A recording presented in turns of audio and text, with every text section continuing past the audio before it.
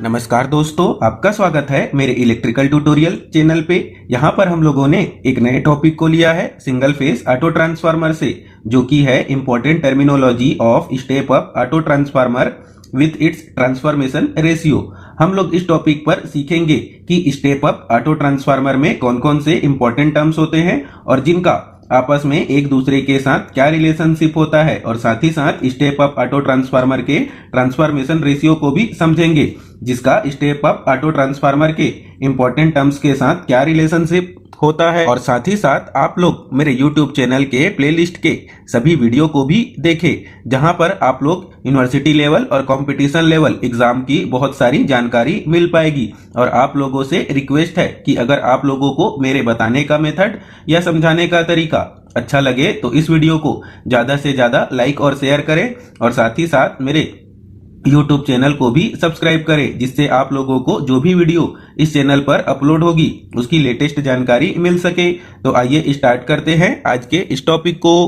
अब हम लोग यहाँ पर समझेंगे कि स्टेप अप ऑटो ट्रांसफार्मर किसे कहा जाता है, जिसके आउटपुट या सेकेंडरी वोल्टेज का वैल्यू प्राइमरी या इनपुट वोल्टेज के वैल्यू से ज्यादा हो, और जिस ट्रांसफार्मर में इनपुट और आउटपुट के लिए एक ही वाइंडिंग का यूज किया गया हो, ऐसे सभी ट्रांसफार्मर को क्या कहा जाता है? Single phase step up auto transformer कहा जाता है, जिसका डायग्राम या इमेज को अब हम लोग यहाँ पर ड्रॉ कर लेंगे। अब हम लोग यहाँ पर आगे इस स्टेप अप ऑटो ट्रांसफार्मर को समझने के लिए इस स्टेप अप ऑटो ट्रांसफार्मर में 4 पॉइंट्स या 4 पॉइंट को ले लेंगे। तो यहाँ पर हम लोग लिखेंगे पहले पॉइंट को A, यहाँ पर अब हम लोग लिखेंगे दूसरे पॉइंट को B, और यहाँ पर हम लोग लिखेंगे तीसरे पॉइंट को C, और यहाँ पर लास्ट या चौथे पॉइंट को अब हम लोग क्या लिखेंगे D। तो अब हम लोग इन चारों पॉइंट के हेल्प से समझेंगे कि स्टेप अप ऑटो ट्रांसफार्मर के वाइंडिंग के कौन कौन से पार्ट को क्या कहा जाता है। अब हम लोग इस डायग्राम पर देखेंगे कि जो वाइंडिंग पोर्शन BC है उसको स्टेप अप ऑटो ट्रांसफार्मर के लिए इनपुट सप्लाई के लिए यूज किया जाता है, जो कि इस स्टेप अप ऑटो ट्रांसफार्मर का लो वोल्टेज होगा, जिस कारण से वाइंडिंग BC को इस स्टेप अप ऑटो ट्रांसफार्मर के लिए LV वाइंडिंग या इनपुट वाइंडिंग कहा जाता है, जिसको अब हम लोग इस डायग्राम पर शो करेंगे। और हम लोग इस स्टेप अप ऑटो ट्रांसफार्मर के डायग्राम पर देखेंगे कि लो वोल्टेज वाइंडिंग के लिए हम लोग वोल्टेज के वैल्यू को कितना ले पाएंगे, VL। और जैसा कि हम लोग जानते हैं कि स्टेप अप ऑटो ट्रांसफार्मर के लिए जो वाइंडिंग पोर्शन BC है उसको इनपुट या प्राइमरी की तरह भी यूज किया जाता है, जिस कारण से अब हम लोग इस वोल्टेज VL को किसके इक्वल पे ले पाएंगे। तो यहाँ पर अब हम लोग voltage VL is equal to क्या लिखेंगे, वोल्टेज V1। और हम लोग इस स्टेप अप ऑटो ट्रांसफार्मर के LV वाइंडिंग पर करंट के वैल्यू को कितना ले पाएंगे, तो लिखेंगे लो वोल्टेज वाइंडिंग के करंट को कौन से लेटर से, IL से, और इस वाइंडिंग को प्राइमरी की तरह भी यूज किया जाता है, जिस कारण से हम लोग IL करंट को किसके इक्वल पे लिख पाएंगे, I1 के। अब हम लोग इस स्टेप अप ऑटो ट्रांसफार्मर के वाइंडिंग AC पोर्शन को देख पाएंगे कि इस स्टेप अप ऑटो ट्रांसफार्मर के लिए आउटपुट या लोड को कनेक्ट करने के लिए यूज किया जाता है। और जैसा कि हम लोग जानते हैं कि स्टेप अप ऑटो ट्रांसफार्मर का आउटपुट कैसा होना चाहिए, इनपुट से ज्यादा, जिस कारण से वाइंडिंग AC पोर्शन को इस ऑटो ट्रांसफार्मर के लिए हम लोग क्या कह पाएंगे, हाई वोल्टेज वाइंडिंग, जिसको अब हम लोग इस डायग्राम पे शो कर लेंगे। और हम लोग इस स्टेप अप ऑटो ट्रांसफार्मर के हाई वोल्टेज वाइंडिंग पर वोल्टेज के वैल्यू को कैसे शो कर पाएंगे, तो लिखेंगे कैपिटल लेटर V और सबस्क्रिप्ट पे H। तो हम लोगों ने आउटपुट या हाई वोल्टेज वाइंडिंग के लिए वोल्टेज को इस स्टेप अप ऑटो ट्रांसफार्मर में कैसे शो किया, VH। और जैसा कि हम लोग जानते हैं कि इस स्टेप अप ऑटो ट्रांसफार्मर में वाइंडिंग AC पोर्शन को आउटपुट के लिए भी यूज किया जाता है, जिस कारण से अब हम लोग इस वोल्टेज VH को किसके इक्वल पे लिख पाएंगे, तो लिखेंगे वोल्टेज V2। अब हम लोग यहाँ पर आगे देखेंगे कि इस स्टेप अप ऑटो ट्रांसफार्मर में वाइंडिंग AC पोर्शन को आउटपुट या हाई वोल्टेज वाइंडिंग की तरह यूज किया जाता है, जिस कारण से अब हम लोग इस वाइंडिंग AC पोर्शन के लिए इस स्टेप अप ऑटो ट्रांसफार्मर में करंट के वैल्यू को कितना लिख पाएंगे, तो लिखेंगे IH, या कितना लिख पाएंगे, करंट I2, क्योंकि वाइंडिंग AC पोर्शन को आउटपुट की तरह भी इस स्टेप अप ऑटो ट्रांसफार्मर में यूज किया जा सकता है या किया जाता है। तो अब हम लोग इस स्टेप अप ऑटो ट्रांसफार्मर के डायग्राम पे देख पाएंगे कि वाइंडिंग ए बी सी में से वाइंडिंग पोर्शन बी सी को एलवी वाइंडिंग और एचवी वाइंडिंग दोनों के लिए यूज किया गया है, या वाइंडिंग बी सी पोर्शन को इनपुट और आउटपुट दोनों के लिए यूज किया जाता है, जिस कारण से इस स्टेप अप ऑटो ट्रांसफार्मर में इस वाइंडिंग बीसी पोर्शन को क्या कहा जाता है, इस स्टेप अप ऑटो ट्रांसफार्मर के लिए कॉमन वाइंडिंग कहा जाता है, जिसको अब हम लोग इस डायग्राम पर शो कर लेंगे। अब हम लोग इस डायग्राम पे देख पाएंगे कि वाइंडिंग ए बी सी में जो वाइंडिंग ए बी है वो कॉमन वाइंडिंग बी सी के साथ कैसे कनेक्ट है, सीरीज पे, और इस वाइंडिंग ए बी पोर्शन को सिर्फ हाई वोल्टेज वाइंडिंग के लिए ही यूज किया गया है। तो इस स्टेप अप ऑटो ट्रांसफार्मर के लिए वाइंडिंग ए बी पोर्शन को क्या कहा जाता है, सीरीज वाइंडिंग, जिसको अब हम लोग इस डायग्राम पे शो कर लेंगे। अब हम लोग इस स्टेप अप ऑटो ट्रांसफार्मर को समझने के लिए इस स्टेप अप ऑटो ट्रांसफार्मर के डायग्राम पे कुछ और टर्म्स को एज्यूम करना होगा, जिसके हेल्प से हम लोग यहाँ पर आगे इस स्टेप अप ऑटो ट्रांसफार्मर के लिए ट्रांसफॉर्मेशन रेशियो को कैलकुलेट करेंगे।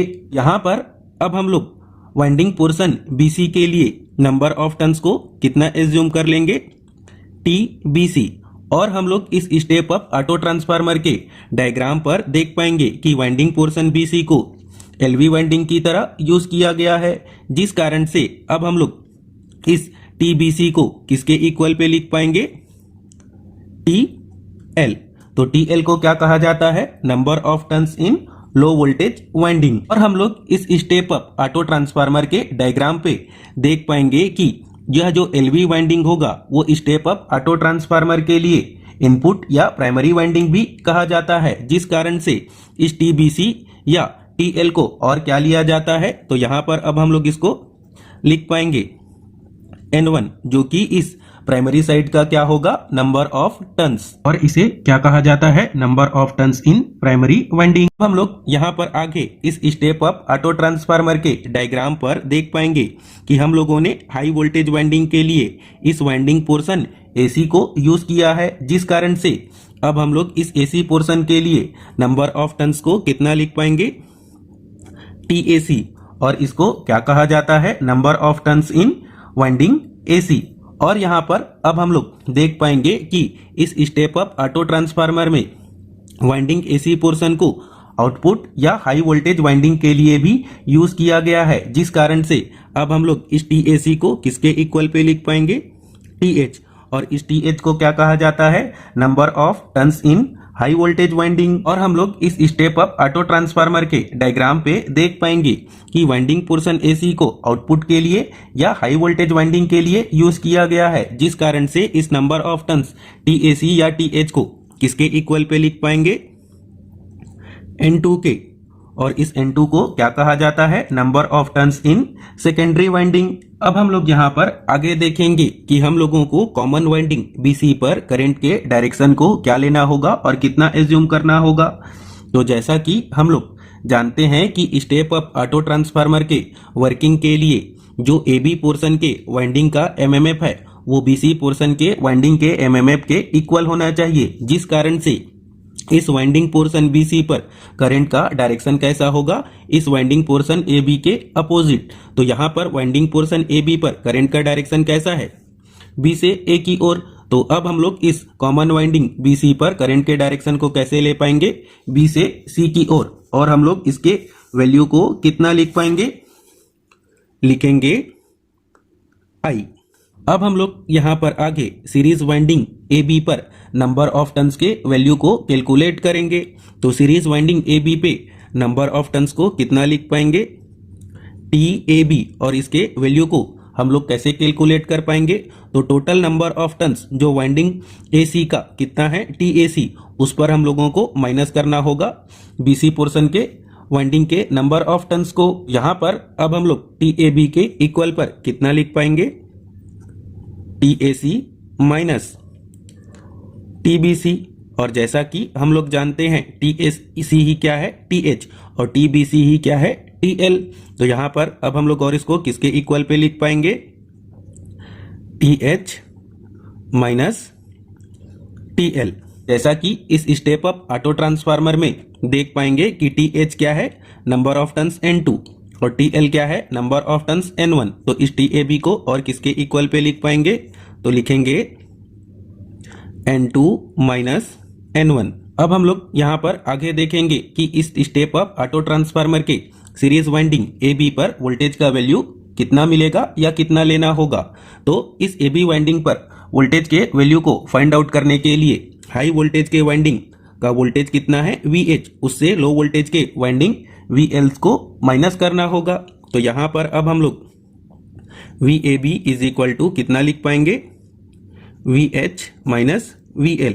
और जैसा कि हम लोग इस डायग्राम पर देख पाएंगे कि VH ही क्या है, V2 और VL क्या है, V1। तो इस VAB को और किसके इक्वल पे लिख पाएंगे, तो लिखेंगे V2 माइनस V1। यहाँ पर हम लोगों ने समझा कि स्टेप अप ऑटो ट्रांसफार्मर के सीरीज वाइंडिंग और कॉमन वाइंडिंग पर कौन कौन से इलेक्ट्रिकल टर्म को किस प्रकार से लिया जाता है। अब हम लोग यहाँ पर आगे देखेंगे कि स्टेप अप ऑटो ट्रांसफार्मर में ट्रांसफॉर्मेशन रेशियो क्या होता है। तो ऑटो ट्रांसफार्मर के ट्रांसफॉर्मेशन रेशियो को कौन से लेटर से लिखा जाता है, तो लिखेंगे A और सबस्क्रिप्ट पे कैपिटल A।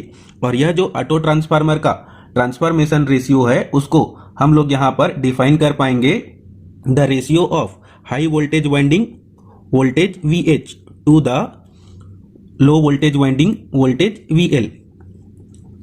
यह जो ऑटो ट्रांसफार्मर का ट्रांसफॉर्मेशन रेशियो है और किसके इक्वल पे होगा, तो जैसा कि इस स्टेप अप ऑटो ट्रांसफार्मर के डायग्राम पे देख पाएंगे कि VH ही क्या है, V2 और VL क्या है, V1। तो ऑटो ट्रांसफार्मर के ट्रांसफॉर्मेशन रेशियो AA किसके इक्वल पे हो जाएगा, V2 अपॉन V1। और जैसा कि हम लोग जानते हैं कि ऑटो ट्रांसफार्मर के ट्रांसफॉर्मेशन रेशियो को नंबर ऑफ टर्न्स के हिसाब से किस प्रकार से डिफाइन कर पाएंगे, the ratio of number of turns in high voltage winding TH to the low voltage winding turn TL। यहाँ पर हम लोगों ने देखा कि ऑटो ट्रांसफार्मर का transformation ratio TH upon TL का भी रेशियो होता है। और हम लोग इस डायग्राम पर देख पाएंगे कि TH ही क्या है, नंबर ऑफ टर्न्स N2 और TL क्या है, नंबर ऑफ टर्न्स N1।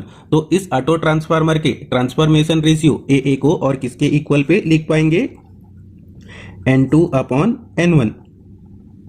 अब हम लोग यहाँ पर आगे कॉमन वाइंडिंग के करंट I का और हाई वोल्टेज वाइंडिंग के करंट IH का ट्रांसफॉर्मेशन रेशियो AA के साथ रिलेशनशिप को कैलकुलेट करेंगे। तो जैसा कि स्टेप अप ऑटो ट्रांसफार्मर में जानते हैं कि जो कॉमन वाइंडिंग का MMF, तो यहाँ पर हम लोगों ने कॉमन वाइंडिंग किसको लिया है, BC। तो इस पोर्शन का जो MMF होगा वो सीरीज वाइंडिंग के MMF जो कि वाइंडिंग पोर्शन क्या है, AB के MMF के इक्वल होगा। तो यहाँ पर अब हम लोग इस रिलेशनशिप को लिख लेंगे। तो यहाँ पर अब हम लोग लिख पाएंगे MMF ऑफ कॉमन वाइंडिंग कितना हो जाएगा, जो कि क्या है, पोर्शन BC। और यह जो MMF है वो किसके इक्वल पे होगा, सीरीज वाइंडिंग MMF AB के। तो यहाँ पर हम लोग लिख पाएंगे MMF ऑफ पोर्शन AB। और जैसा कि हम लोग जानते हैं कि MMF कैसे कैलकुलेट किया जाता है, नंबर ऑफ टर्न्स और करंट को मल्टीप्लाई करके। जैसा कि हम लोग जानते हैं कि BC पोर्शन पर हम लोगों ने नंबर ऑफ टर्न्स को कितना लिया है, TBC, और करंट के वैल्यू को कितना एज्यूम किया है, I। अब हम लोग यहाँ पर AB पोर्शन के MMF को लिखेंगे।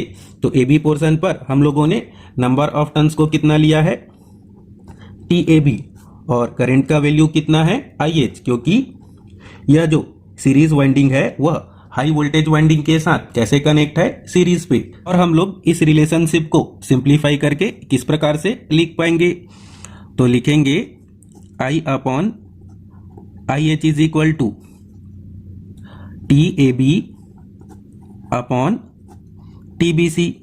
और जैसा कि हम लोग जानते हैं कि इस स्टेप अप ऑटो ट्रांसफार्मर पर हम लोगों ने TAB के वैल्यू को कितना कैलकुलेट किया है, तो लिख पाएंगे TAC माइनस TBC। और डिनोमिनेटर का जो TBC है वो वैसा का वैसा ही रहेगा। और हम लोग इसको या इस वाले टर्म को सिंप्लीफाई करके किस प्रकार से लिख पाएंगे, तो लिखेंगे TAC अपॉन TBC। और यहां से TBC न्यूमरेटर और डिनोमिनेटर से कट जाएगा, तो कितना मिलेगा, -1। और जैसा कि हम लोग इस स्टेप अप ऑटो ट्रांसफार्मर के डायग्राम पर जानते हैं कि TAC ही क्या है, number of turns in high voltage winding, और TBC क्या है, number of turns in low voltage winding. तो अब हम लोग इस रिलेशनशिप को कितना लिख पाएंगे, I/IH। तो कितना हो जाएगा, TAC को रिप्लेस करना होगा TH से और TBC को रिप्लेस करना होगा TL से, और इस -1 को वैसा का वैसा ही लिखेंगे। और जैसा कि हम लोग इस स्टेप अप ऑटो ट्रांसफार्मर पर जानते हैं कि TH/TL क्या होता है, इस स्टेप अप ऑटो ट्रांसफार्मर का ट्रांसफॉर्मेशन रेशियो। तो अब हम लोग इस रिलेशनशिप को और कैसे लिख पाएंगे, तो लिखेंगे I/IH, और इस पूरे टर्म को किससे रिप्लेस करेंगे, ऑटो ट्रांसफार्मर के ट्रांसफॉर्मेशन रेशियो AA से, और इस -1 को एज इट इज लिखना होगा। तो यहां पर हम लोगों ने जो कॉमन वाइंडिंग का करंट I है और सीरीज वाइंडिंग का करंट IH है, उसका ट्रांसफॉर्मेशन रेशियो के साथ रिलेशनशिप को कैलकुलेट किया। हम लोग इस वाले रिलेशनशिप को नाम दे देंगे इक्वेशन नंबर 1। अब हम लोग इस इक्वेशन नंबर 1 से माइनस वाले टर्म को I/IH के साइड ले जाएंगे। तो कितना लिख पाएंगे, I/IH plus 1 is equal to कितना हो जाएगा, AA। अब हम लोग इस वाले टर्म को सिंप्लीफाई करेंगे, तो कितना लिख पाएंगे, I plus IH upon IH, और ये किसके इक्वल पे होगा, AA के।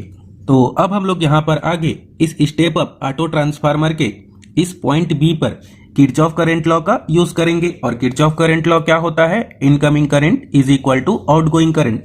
तो अब हम लोग इस पॉइंट P पर देख पाएंगे कि IL क्या है, इनकमिंग करंट, और इस पॉइंट B पर I क्या है, आउटगोइंग करंट, और इस पॉइंट B पर IH भी क्या है, आउटगोइंग करंट। तो जब हम लोग इस पॉइंट B पर KCL लगाएंगे तो क्या लिख पाएंगे, IL is equal to I plus IH। तो यहाँ पर अभी हम लोगों ने स्टेप अप ऑटो ट्रांसफार्मर के डायग्राम पर देखा कि जब हम लोगों ने पॉइंट B पर KCL लगाया तो हम लोगों को I प्लस जो IH का वैल्यू है वो किसके इक्वल पर मिला, IL। तो अब हम लोग इस I प्लस IH वाले टर्म को किससे रिप्लेस कर देंगे, लो वोल्टेज वाइंडिंग के करंट IL से। तो अब हम लोगों को एक नया रिलेशनशिप मिल गया, लो वोल्टेज के वाइंडिंग करंट IL का हाई वोल्टेज वाइंडिंग के करंट IH का ट्रांसफॉर्मेशन रेशियो AA के साथ एक नया रिलेशनशिप मिला। और अब हम लोग इस रिलेशनशिप को नाम दे देंगे इक्वेशन नंबर 2। अब हम लोग यहां पर आगे कॉमन वाइंडिंग के करंट I का लो वोल्टेज वाइंडिंग के करंट IL का ट्रांसफॉर्मेशन रेशियो के साथ रिलेशनशिप को कैलकुलेट करेंगे। तो उसके लिए हम लोगों को इक्वेशन नंबर 1 पे इक्वेशन नंबर 2 को डिवाइड करना होगा। तो जब हम लोग इक्वेशन नंबर 1 पे इक्वेशन नंबर 2 को डिवाइड करेंगे तो IH वाला टर्म क्या हो जाएगा, कैंसिल, और इस साइड हम लोगों को क्या मिलेगा, I/IL, और इक्वल पर हम लोग लिख पाएंगे इस वाले टर्म को न्यूमरेटर पे और इस वाले टर्म को डिनोमिनेटर पे।